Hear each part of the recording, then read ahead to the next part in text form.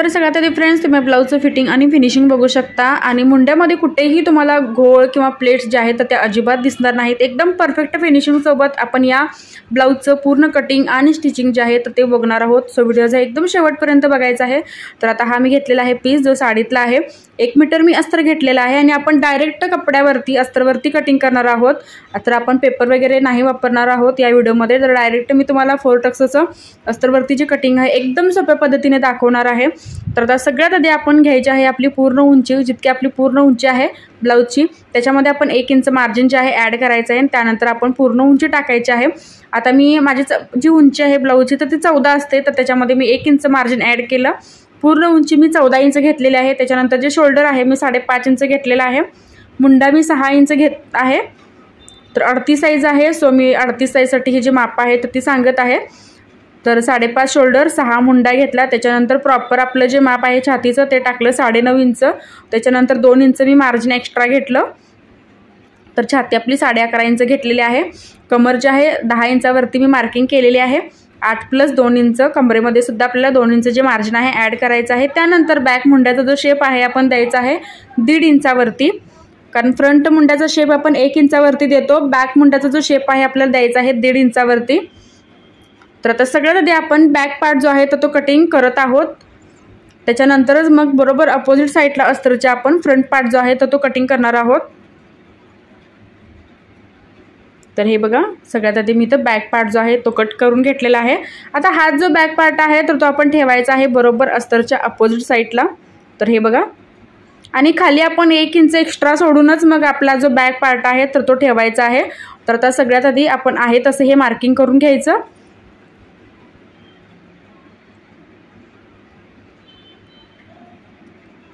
तर बॉटमला तुम्ही बघू शकता की मी 1 इंच सोडलेला आहे खाली आणि त्यानंतरच मग आपला जो बॅकचा पार्ट आहे तर तो ठेवलेला आहे अस्तरवरती। तर आता आपल्याला व्यवस्थित मुंड्याचा शेप काढता यासाठी आपण थोडंसं इथं ड्रॅप करून घ्यायचं आहे हे जे अस्तर आहे ते। तर आता हे बघा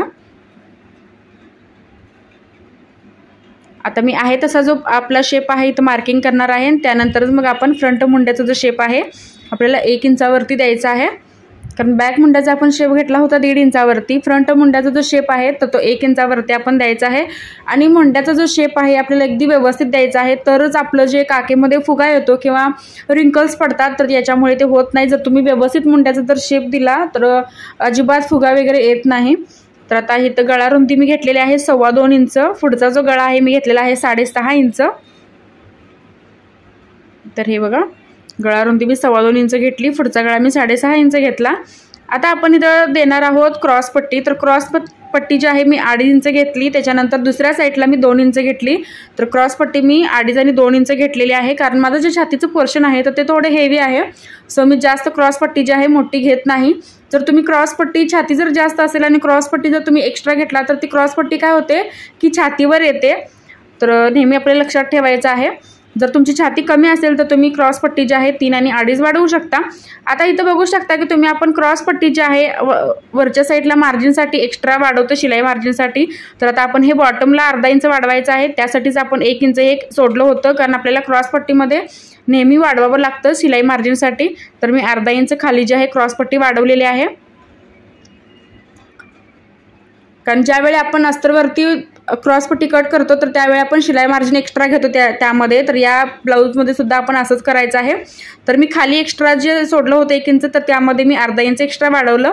आता बॉटमला आपण 1 इंच वाढवायचं आहे आणि छातीमध्ये आपण 1/2 इंच एक्स्ट्रा वाढवायचं आहे। तर हे बघू शकता।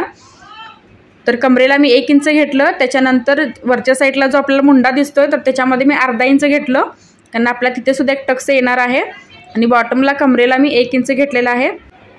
तर फ्रंट पार्ट आपल्याला अशा पद्धतीने जो आहे कट करून घ्यायचा आहे आणि त्यानंतरच मी तुम्हाला सांगणार आहे की 4 टक्स जे आहेत आपल्याला कसे यावरती टाकायचे आहे। तर बऱ्याच वेळेला मला कमेंट येतात की 4 टक्स आम्हाला जे टक्स असतात तर ते मारायला थोडंसं कन्फ्युजन होतं। तर आजच्या व्हिडिओमध्ये आपण ते बघणार आहोत की एकदम सोप्या पद्धतीने आपण 4 टक्स जे आहेत तर ते कसे मारायचे आहेत। तर आता फ्रंटचा गळासुद्धा आपण इथं मार्किंग करून घेतलेला आहे। तर आता टक्सची जी रुंदी आहे पहिल्यांदा आपण द्यायची आहे 4 इंचावरती। तर हे बघा 4 इंचावरती मी टक्सची इथं मार्किंग केलं तर आता सगळ्यात आधी आपण गळा आणि क्रॉसपट्टी जी आहे तर ती कट करून घ्यायची आणि त्यानंतरच मग आपण जे 4 टक्सचं मार्किंग आहे तर ते करणार आहोत.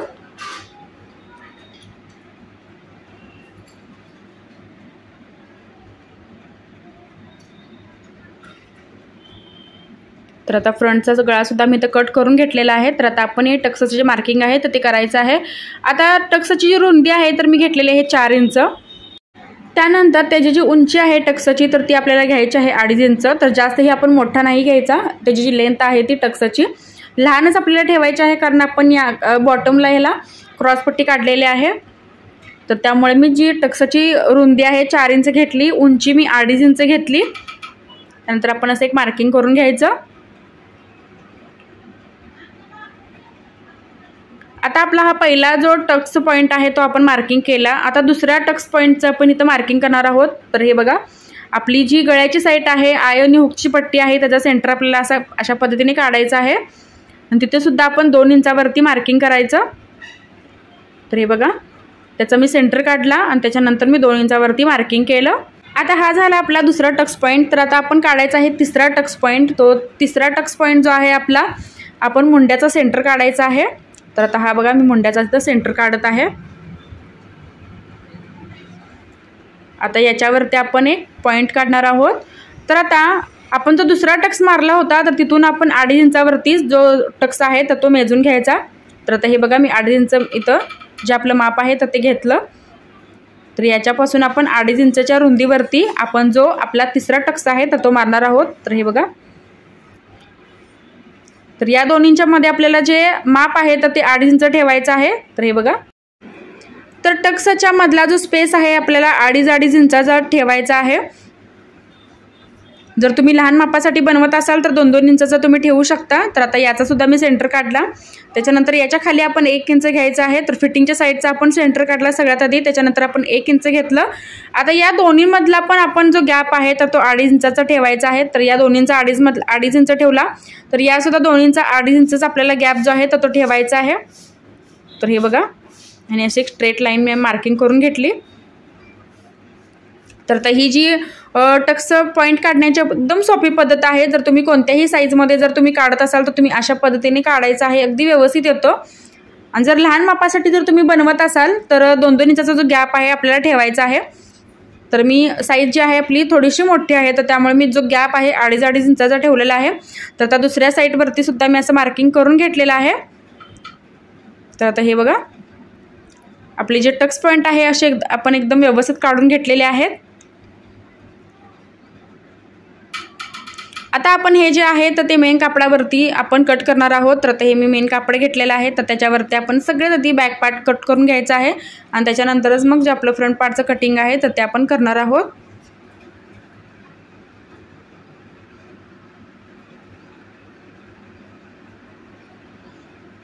तो हा जो पीस आहे एकदम सिंथेटिक आहे, तरीसुद्धा तुम्ही बघू शकता हे जे फिनिशिंग आहे एकदम आपलं छान आलेलं आहे. कुठे सुद्धा जे कापड आहे तर ते उचललेलं नाही किंवा फुगलेलं नाही.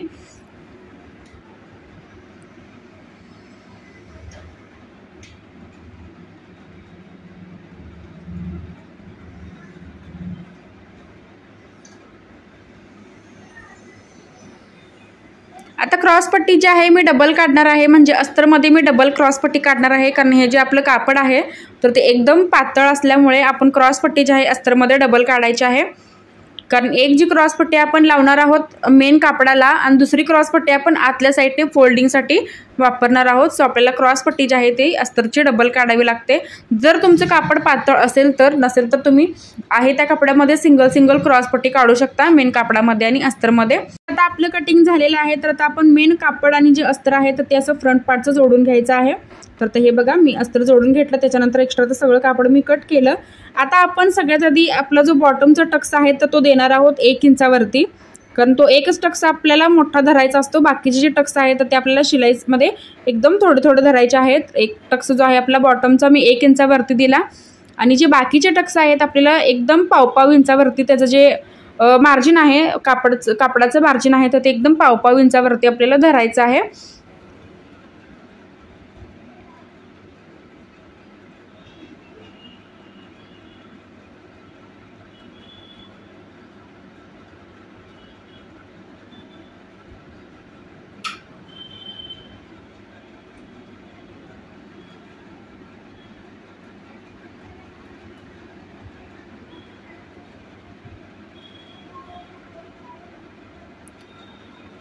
तर इथं माझा धागा आहे तर तो तुटला होता, तर मी तो व्यवस्थित करून घेतलं. आता बघू शकता की बाकीचे जे टक्स आहेत आपण थोडेसे पाव इंचावरती मारून घ्यायचे आहेत. आणि याचं जे फिटिंग आहे, फिनिशिंग आहे, तर ते आता इथं बघू शकता की एकदम आपला जो स्पेस आहे ब्लाऊजमधला आतला एकदम भरपूर येतो. तर हे बघा, ऑटोमॅटिक ह्याला जो आतमध्ये स्पेस आहे आपल्याला व्यवस्थित भरपूर दिसायला मिळतो. आणि ब्लाऊज घातल्यानंतर सुद्धा आपल्याला अजिबात असं वाटत नाही की ते कुठंतरी चपटं झाले किंवा छातीमध्ये चपटं झाले, अजिबात नाही. एकदम शेप व्यवस्थित येतो जर तुम्ही अशा पद्धतीने जर कटिंग केलात तर सेम आपल्याला दुसरी बाजू जी आहे टक्स मारून घ्यायची आहे. म्हणजेच बॉटमचा जो आपला टक्स आहे तर तो 1 इंचाचा मारायचा आहे. आणि बाकीचे जे आपले 3 टक्स आहेत तर ते पाव इंचावरती आपल्याला घ्यायचे आहे.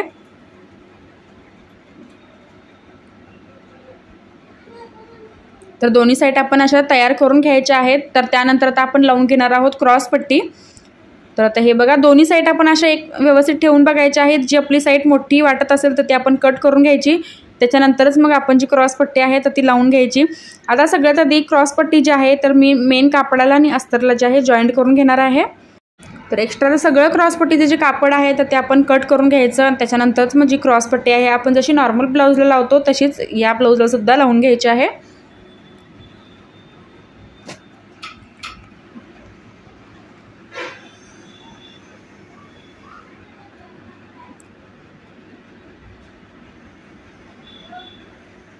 तर जसं मी मगाशी डबल क्रॉसपट्टी काढली होती, कारण आपलं जे कापड आहे तर ते पातळ असल्यामुळे मी डबल क्रॉसपट्टी काढली होती. क्रॉसपट्टी लावायच्या अगोदर आपल्याला एकदा चेक करायचं आहे की जी बाजू आपली मोठी आहे तर ती बाजू जी आहे आपल्याला दोन्ही इक्वल करून घ्यायच्या आहेत. आणि त्यानंतरच म्हणजे क्रॉसपट्टी आहे आपल्याला जोडून घ्यायची आहे.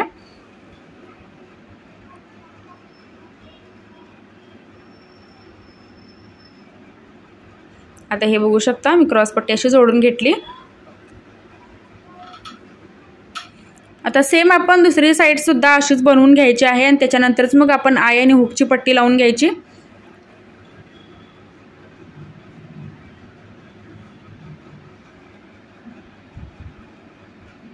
तर हे बघू शकता, एक साईड माझी अशी पूर्ण कंप्लीट मी केलेली आहे. सेम आपण दुसरी साईड करून घ्यायची. आता आय पट्टी जी आहे मी लावत आहे 3.5 इंचाची, हुक पट्टी मी लावत आहे 2.5 इंचाची. तर आय आणि हुक पट्टीचा सुद्धा व्हिडिओ जो आहे माझ्या चॅनलवरती अपलोड आहे, तर ती कशी लावायची तर तो व्हिडिओ तुम्ही एकदम सविस्तर बघू शकता. तर हे बघा, मी आय पट्टी इथं लावून घेतली. त्याच्यानंतर आपण हुक पट्टी घेतलेली आहे 2.5 इंचाची, तर ती अशा पद्धतीने आपण लावून घ्यायची आहे.